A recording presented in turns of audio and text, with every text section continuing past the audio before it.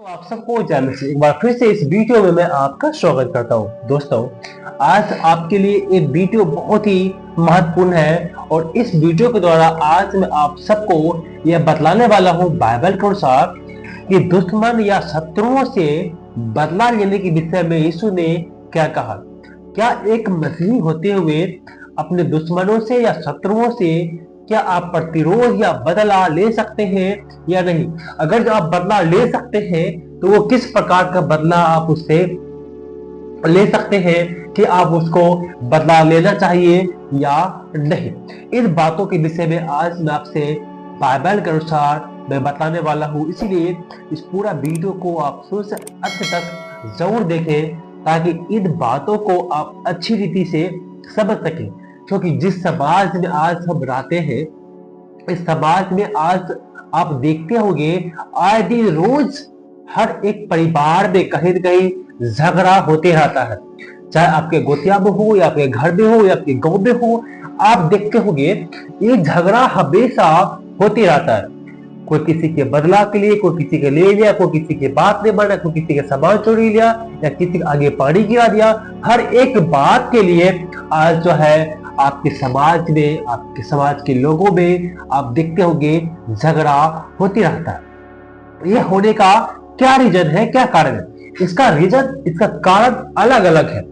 या हम एक दूसरे को अपनाने समझते हैं, या हम एक दूसरे को दुश्मन समझते हैं, या हम एक दूसरे के मन में, आपके मन में कड़वाहट भरा हुआ है, या आप उससे बदला लेना चाहते हैं, या आपके मन के अनुसार सामने वाला काम नहीं किया जिसके कारण से आपके अंदर में क्रोध आया और वो क्रोध बाहर में आकर के दिखने लगा और वो आपके झगड़ा के द्वारा वो क्रोध बाहर आता है। तो इन सारे बातों को कारण आज हमारे समाज में हम झगड़ा हो रहे हैं। बहुत सारे कारण है झगड़ा होने का, लेकिन एक बसी होते हुए क्या आप अपने दुश्मनों से बदला ले सकते हैं? सबसे पहले हम जानते हैं दुश्मन लोग क्या होता है। क्या दुश्मन कोई मास्क पहन के आता है या कोई अलग तरह के? नहीं, आपके घर में आपके भाई भी दुश्मन हो सकता है अगर आप मानते हैं तो। कोई आपके अनुसार काम नहीं किया तो वो आपका दुश्मन हो गया। कोई आपको जौहरी पर बड़ी काबड़ी आ गया तो आपका दुश्मन हो गया। अलग अलग तरह का लोग दुश्मनी घर में पाल रहे हैं। आप जिसे लेन देन चल रहा है वो आपका मित्र हो गया, जिससे कुछ बात से बनबटा हो गया तो आपका दुश्मन हो गया। लेकिन बहुत सारे लोग बदला लेता है। कैसे बदला लेता है? अगर तुमने मुझे जरूरत पर काम नहीं दिया है तो मैं भी तुम्हें जरूरत पर काम नहीं दूंगा। आज मुझे इमरजेंसी आ गया है, मुझे 5,000 रुपए की जरूरत था, आपके पास था लेकिन आपने मुझे नहीं दिया, तो मैं भी क्या करूंगा, आपको जब जरूरत पड़ेगा मैं भी आपको पैसे नहीं दूंगा। ऐसा होता है बदला, मतलब ऐसा करना। तो ऐसा करना क्या सही है या गलत है? कभी कभी आप फिल्मों में देखे होंगे, अगर हीरो के माँ बाप को किसी गुंडे ने मार दिया, अब हीरो क्या करेगा, बड़े होकर के उस लायक बनेगा और उस गुंडे से बदला लेगा।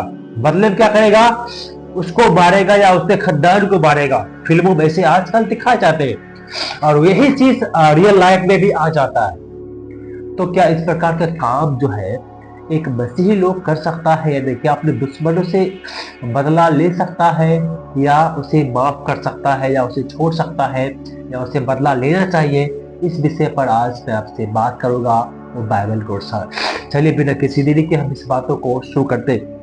जो लिखा हुआ है मत्ती की इंजील उसका 5 अध्याय 43 से 48 में हम पढ़ते हैं तो इस प्रकार लिखा हुआ है, तुम सुन चुके हो कि कहा गया था अपने पड़ोसी से प्रेम रखना और अपनी बैरी से बैर। यहाँ देखिए पुराने नियम में, पुरानी व्यवस्था में ऐसा आदेश था कि अपनी पड़ोसी से प्रेम रखना और अपनी बैरी से बैर, अर्थात जो आपका दुश्मनी है, दुश्मन लोग है जो आपसे नफरत करते हैं उससे तुम भी नफरत करो, और जो तुमसे मेल मिलाप करता है तुम भी उनके साथ में मेल मिलाप करो।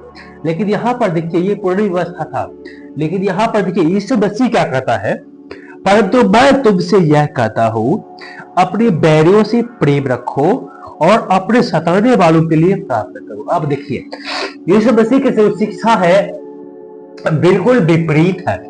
वो कहते हैं अपनी बैरियों से प्रेम रखो। बैरी कौन है? जो आपका दुश्मन है, जिसे आप शत्रु समझते हैं, वो आपका बैरी है। ये बहुत ही कठिन आज्ञा है। जो आपका दुश्मन है, जो आपका लोग बुरा भला चाहता है, जो आपको गाली देते हैं, जो आपका जोड़ी बड़े से काम में काम नहीं आते हैं, वो आपके बैरी है। और प्रभु कहता है तुम उससे प्रेम रखो। बहुत मुश्किल आज्ञा है ना। अपने दुश्मन से भी प्रेम रखने के लिए परमेश्वर सिखाते हैं, बदला लेने के लिए नहीं सिखाता है। और लिखते हैं और अपने सताने वालों के लिए प्रार्थना करो। अपने सताने वालों के लिए प्रार्थना करो। जो लोग तुमको सताता है, जो लोग तुमको परेशान करता है, उसके लिए क्या करो? प्रार्थना करो।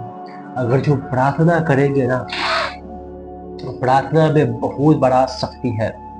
परमेश्वर उसके आपके प्रार्थना के द्वारा परमेश्वर आपके दुश्मन के मनों को बदल सकते हैं। उसके मनों में प्रेम जागृत कर सकता है।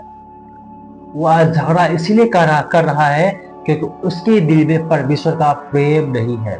वो प्रेम को नहीं जानता है, इसलिए आज वो आपसे झगड़ा कर रहा है। जब उसके दिल में प्रेम आ जाएगा ना, वो झगड़ा करना बंद कर देगा, सारे दुश्मनी को भुला करके आपको गले से लगाएगा वो। इसीलिए प्रभु कहता है तुम अपने बैरी से प्रेम रखो और अपने सताने वालों के लिए प्रार्थना करो। विपरीत उल्टा है। संसार ऐसा नहीं सिखाता है। संसार सिखाता है तुम अपने दुश्मन से दुश्मनी करो और जो तुमसे मेल मिलाप करता है उसे तुम मेल मिलाप करो। संसार का वो शिक्षा है। लेकिन परमेश्वर का शिक्षा क्या है? तुम अपने दुश्मन से भी प्रेम रखो। और प्रभु यीशु मसीह आज्ञा देते हैं अपने समान अपने पड़ोसी से भी प्रेम करना। जब आप अपने समान अपने पड़ोसी से प्रेम रखेंगे तो आप पड़ोसी से झगड़ा नहीं करेंगे, क्योंकि आप उसे प्रेम करते हैं। जिससे आप प्रेम करते हैं ना, उससे आप झगड़ा बिल्कुल भी नहीं कर सकते हैं। और झगड़ा कभी हो भी गया किसी बात के लिए तो ज्यादा देर तक आप उसे रूठे भी नहीं रह सकते हैं। इसीलिए परमेश्वर सिखाता है अपने सताने वालों के लिए प्रार्थना करो, अपनी बैरी से प्रेम रखो। एक बच्ची होते हुए भी आप किसी से बदला नहीं ले सकते हैं। बाइबल ऐसे हमें नहीं सिखाता है। परमेश्वर सिखाता है जिस प्रकार परमेश्वर कहता है जिस प्रकार से मैंने तुम्हारे गलतियों को माफ किया है, तुम भी वैसे ही दूसरी गलती को माफ करना। आप दूसरों गलती को आप माफ करेंगे। अगर जो आप माफ नहीं करते हैं तो वहीं पर झगड़ा शुरू हो जाता है, वहीं पर गुस्सा लड़ाई झगड़े शुरू हो जाता है। अगर जो आप उसे माफ कर देंगे तो झगड़ा खत्म हो जाएगा, लड़ाई झगड़े नहीं होगा। तो बशर्ते आप उसके लिए प्रार्थना करेंगे। जब आप प्रार्थना करेंगे तो उसका मन जरूर बदलेगा। और आगे लिखा हुआ है अगर जो आप ऐसा करते हैं जिससे तुम अपने स्वर्गीय पिता की संतान ठहरोगे, क्योंकि वह भले और बुरे दोनों पर अपना सूरज का उदय करता है और धर्मी और अधर्मी दोनों पर मेघ बरसाता है। देखिए, जब आप ऐसा करेंगे ना, कैसा?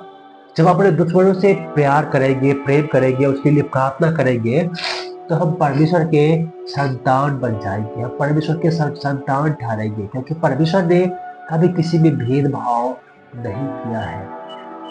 आपके दुश्मन पर भी परमेश्वर धूप उगाता है, मेघ बरसाता है और आप पर भी करता है।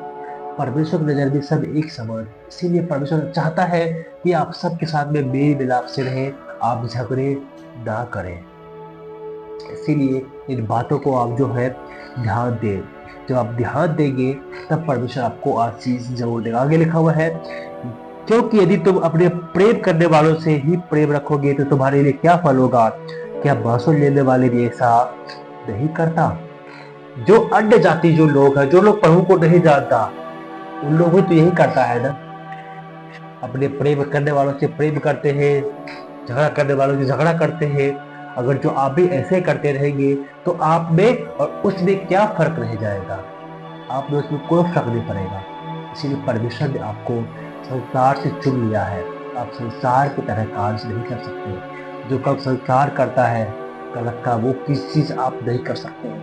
आपको परमेश्वर ने प्रेम की आत्मा दिया है, न कि जलन का, भेदभाव का। इसीलिए इन बातों को ध्यान दें और मसीह जीवन में आगे बढ़ने के लिए परमेश्वर की आज्ञा का पालन करें। और अपने दुश्मनों से बदला लेने के लिए नहीं, परंतु परमेश्वर उसे माफ करने के लिए और उसे प्रेम करने के लिए सिखाता है। और वो चाहता है कि आप भी इन आज्ञाओं का पालन करें। यीशु मसीह चाहता है, वो कहता है, जो मुझसे प्रेम करता है मेरी आज्ञाओं को मानेगा। अगर आप उससे परमेश्वर प्रेम करते हैं तो आप परमेश्वर की आज्ञा का पालन भी करेंगे। मैं उम्मीद करता हूँ कि इस वचन के द्वारा परमेश्वर आप सबको आशीष दिया होगा।